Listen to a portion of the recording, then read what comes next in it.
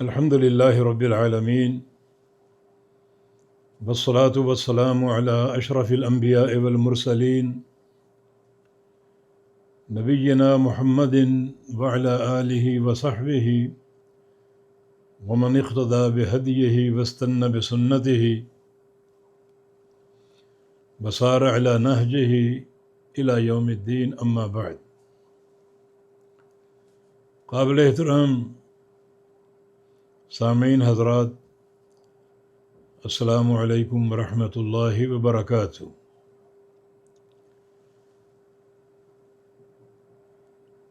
ادعیہ ماثورہ جو کتاب و سنت سے منقول ہیں،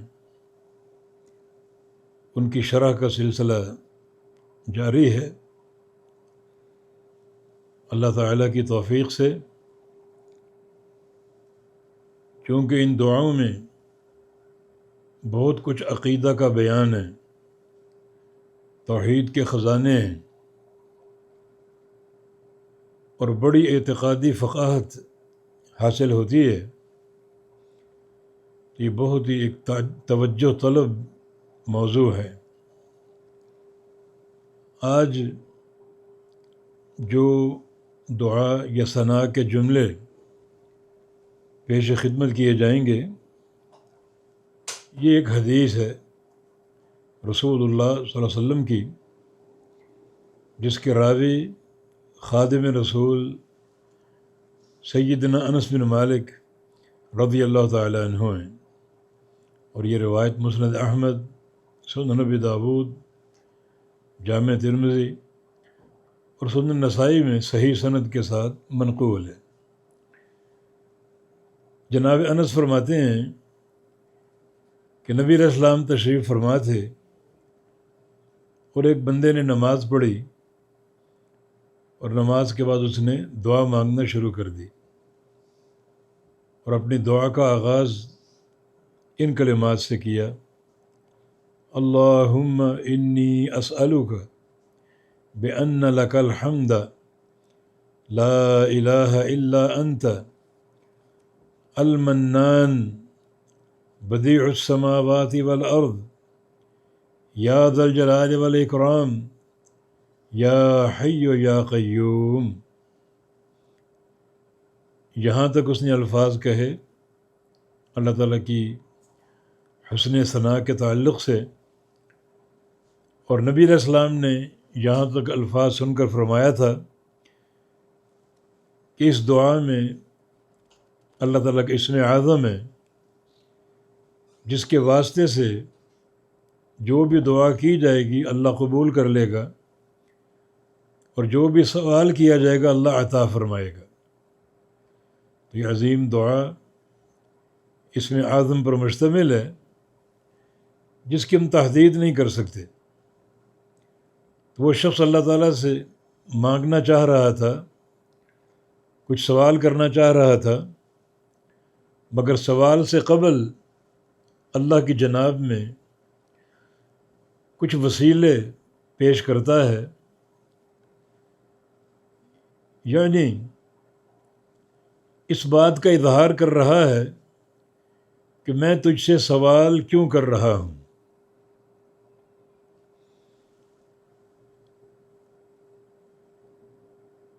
اس دعا سے قبل وہ اپنا تعلق اللہ تعالیٰ سے واضح کرتا ہے: اللہم، اے اللہ، یعنی میں مانتا ہوں کہ تو اللہ ہے۔ اللہ ماننے کا معنی تو معبود ہے،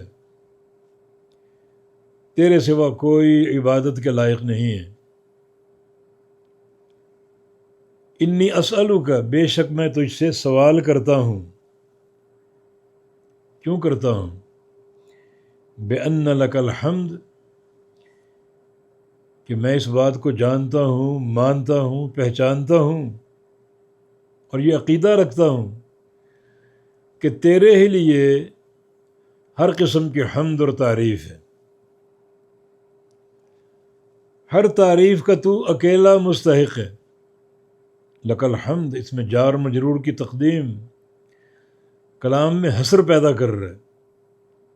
جس کا معنی یہ نہیں کہ تیرے لیے تعریف ہے، بلکہ معنی تیرے ہی لیے تعریف ہے اور کسی کے لیے نہیں۔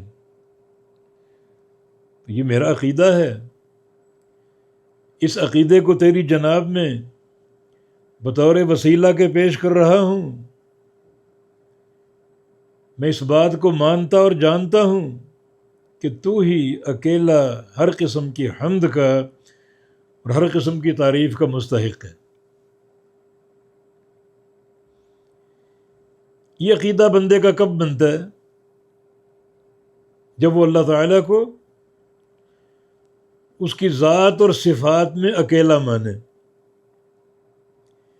کسی صفت میں کسی کو شریک نہ ٹھہرائے، تب یہ عقیدہ بنے گا۔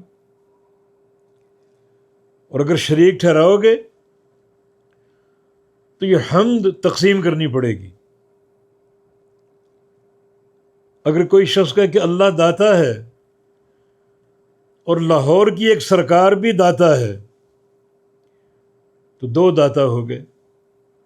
اب داتا ہونے کے اعتبار سے حمد اللہ تعالیٰ کی بھی ہوگی اور لاہور کی سرکار کی بھی ہوگی، تقسیم ہو گئی حمد۔ اللہ مشکل کشا ہے اور فلاں شخصیت بھی مشکل کشا اور حاجت روا ہے، صفت تقسیم ہو گئی۔ تو مشکل کشا ہونے کے اعتبار سے اللہ تعالیٰ بھی حمد کا مستحق ہے اور وہ فلاں شخصیت بھی حمد کی مستحق ہے۔ اللہ تعالیٰ غوث ہے، مدد کرنے والا، اور بغداد کی سرکار بھی غوث اعظم ہے، صفت تقسیم ہو گئی۔ تو غوث ہونے کے اعتبار سے اللہ تعالیٰ بھی حمد کا مستحق ہے اور وہ بغداد کی سرکار بھی حمد کی مستحق ہے۔ لکل حمد کا انکار ہے، بندہ اپنا تعلق پیش کر رہا ہے کہ میں تجھ سے سوال کیوں کر رہا ہوں، کیونکہ میرا ایک عقیدہ ہے۔ ایک دنیا اس عقیدے کا انکار کر رہی ہے، میں انکار نہیں کر رہا، میں اس بات کا اقرار کر رہا ہوں ببانگ دہل کہ ہر قسم کی تعریف تیرے ہی لیے ہے، تیرے علاوہ کوئی کسی حمد اور تعریف کا مستحق نہیں ہے۔ تب بات آگے چلے گی، ورنہ دنیا اتنے گندے عقیدے، اللہم کے امتحان میں ناکام، لک الحمد کے امتحان میں ناکام، آگے کیا بات چلے گی؟ اب اس عظیم دعا میں بندہ اللہ کی جناب میں، اللہ کے حضور میں بہت سے وسیلے پیش کر رہے۔ ایک اپنا عقیدہ، اپنا یہ تعلق کہ میں اس بات کو مانتا اور جانتا ہوں کہ تیرے لیے ہر قسم کی تعریف ہے۔ دوسرا واسطہ، لا الہ الا انت، نہیں ہے کوئی معبود مگر تو ہی، تو اکیلا معبود حق ہے، باقی کوئی معبود ہے ہی نہیں، اور اگر لوگوں نے بنا رکھے ہیں سارے باطل ہیں۔ میرا یہ عقیدہ ہے، جس عبادت کی بنیاد توحید پر نہ ہو وہ عبادت باطل، فضول اور مردود ہے۔ بندہ یہ واسطہ پیش کر، یہ وسیلہ پیش کر رہا ہے کہ میں تجھ سے سوال کیوں کر رہا ہوں، یا اللہ میرا یہ عقیدہ بطور وسیلہ کے پیش کر رہا ہوں کہ تیرے سوا کوئی معبود نہیں ہے۔ المنان، تو بڑا احسان کرنے والا۔ منان، منن سے، منن کا معنی احسان، اور منان مبالغے کا صیغہ، بہت احسان کرنے والا۔ اور بعض حدیثوں میں انت الحنان المنان کے الفاظ ہیں کہ تو حنان بھی ہے، منان بھی ہے۔ حنان کا معنی بہت پیار کرنے والا، بہت شفقت کرنے والا، بہت محبت کرنے والا۔ تو تجھے تیرے ان دو ناموں کا واسطہ پیش کر رہا ہوں کہ تو حنان ہے، بہت ہی پیار اور شفقت کرنے والا، تو منان ہے، بہت احسان کرنے والا، بہت عطا کرنے والا۔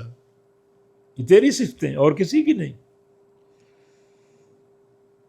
تو تیرے ان صفات کا بھی تجھے واسطہ پیش کر رہا ہوں، وسیلہ پیش کر رہا ہوں۔ اور بدیع السماوات والارض، اس بات کا بھی وسیلہ پیش کر رہا ہوں کہ میرا یہ عقیدہ ہے کہ تو اکیلا خالق ہے آسمانوں کا اور زمین کا.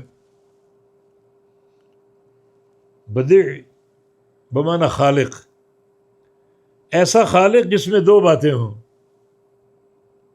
ایک یہ کہ پیدا کرنے والا بغیر مثال اور بغیر سیمپل کے، بغیر کسی نمونے کے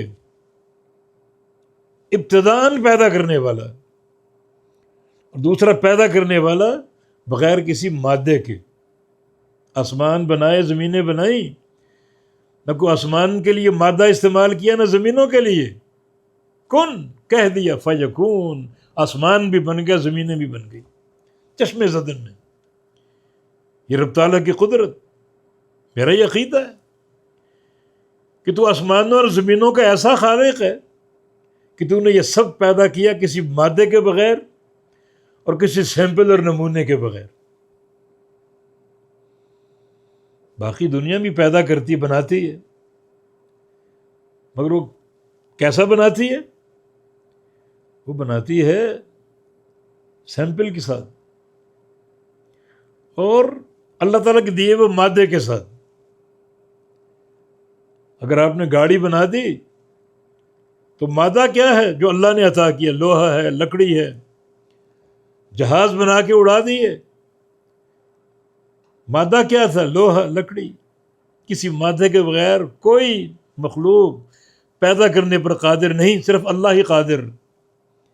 تو بدیع السماوات والارض، تو آسمانوں کو اور زمینوں کو پیدا کرنے والا.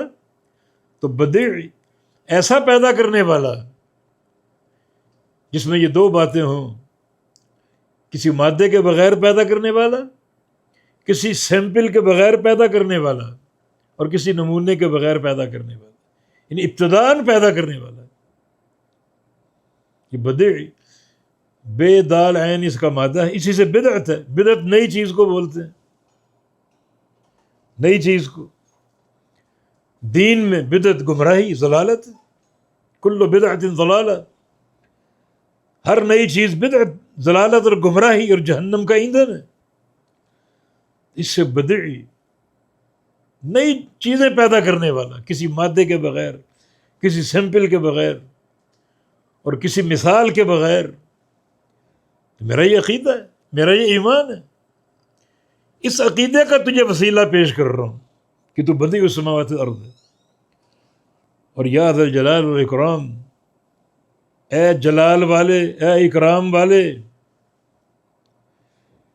جلال میں ہیبت کا معنی ہے، عظمت کا، بزرگی کا، کبریائی کا، رعب کا. رعب والا، دبدبے والا، ہیبت والا، عظمت والا. اور اکرام میں انعام ہے، انعام والا، احسان والا. تو اللہ ذوالجلال بھی ہے، ذوالاکرام بھی ہے. ذوالجلال ہونے کا تقاضا کیا ہے؟ اللہ تعالیٰ کے جلال کو اگر مانتے ہو، اس کے رعب کو، اس کے دبدبے اور اس کی ہیبت کو، تو اس کا تقاضا ہے کہ اس کی نافرمانی نہ کرو. اللہ تعالیٰ ذوالجلال فلا یعصى، وہ جلال والا ہے، عظمت اور رعب والا ہے، تو اس کی کبھی نافرمانی نہ کی جائے. اور وہ اکرام والا ہے، احسان کرنے والا، تو اس کا تقاضا اس کی ہمیشہ عبادت کی جائے، اس کا شکر ادا کیا جائے، اس کی عبادت کی جائے. تو یا ذا الجلال والاکرام، اللہ تعالیٰ کی یہ دو صفات بڑی عظیم صفات ہیں. وہ صاحب جلال بھی ہے، صاحب اکرام بھی ہے. جلال میں ہیبت کا اور رعب کا معنی، دبدبے کا معنی، جس کا تقاضا کیا ہے؟ کبھی اس کی نافرمانی نہ کرو. اور صاحب اکرام بھی ہے، اکرام میں احسان اور انعام کا معنی، وہ سب جو تمہارے پاس سب وہ عطا کرنے والا.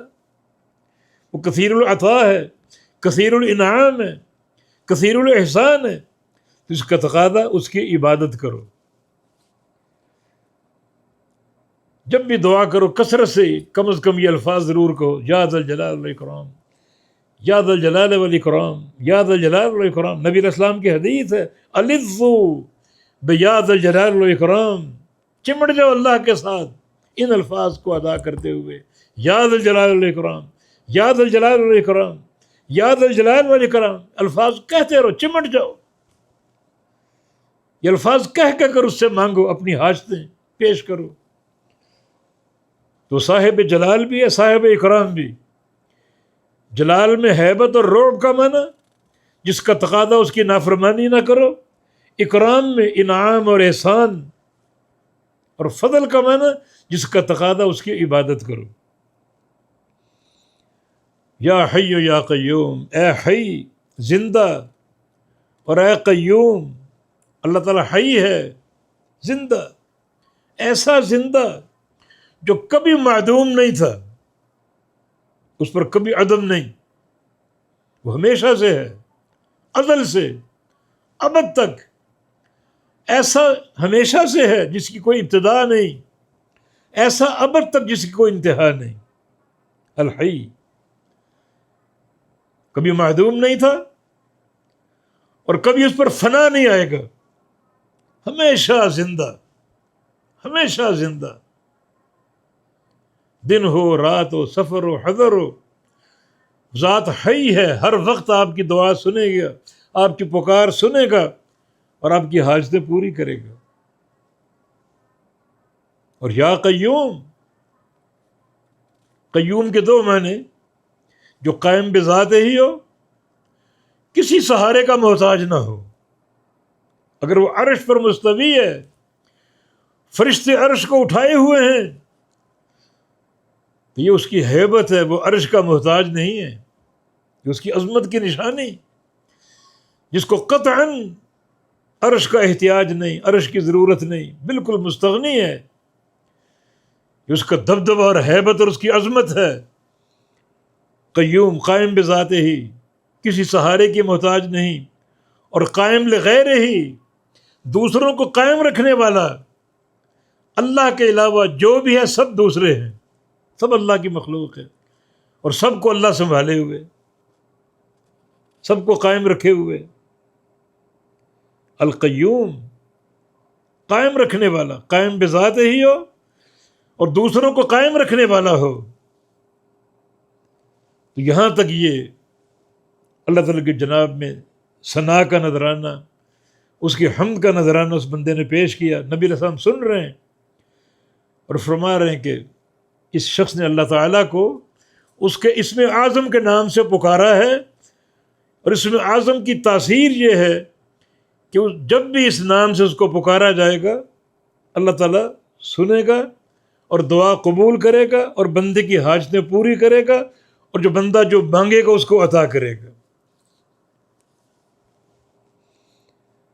تو یہ عظیم دعا نبی علیہ السلام سے مسنون، نبی علیہ السلام سے ثابت، یہ یاد ہونی چاہیے. اور جب بھی آپ کوئی حاجت اللہ کو پیش کریں تو اس دعا سے آغاز کریں.